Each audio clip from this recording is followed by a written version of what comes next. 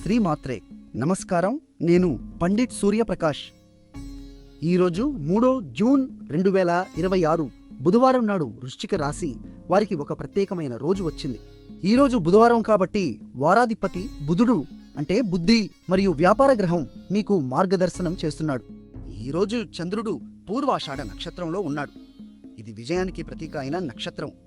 దీని అధిపతి శుక్రుడు కాబట్టి ఈరోజు మొత్తం శుక్రుడి శక్తి అంటే ప్రేమ, సౌందర్యం, ఆర్థిక విషయాల ప్రభావం ప్రధానంగా ఉంటుంది.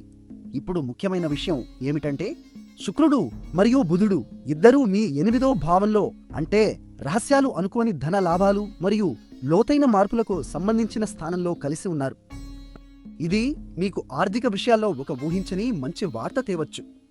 పాత బకాయిలు రావచ్చు, బీమా విషయాలు పరిష్కారం కావచ్చు. కానీ జాగ్రత్త, ఈ కలయిక వల్ల ఆవేశంతో పెద్ద ఆర్థిక నిర్ణయాలు తీసుకోకండి. ముందుగా బాగా ఆలోచించండి. ఈరోజు మీ అదృష్ట సంఖ్య 8.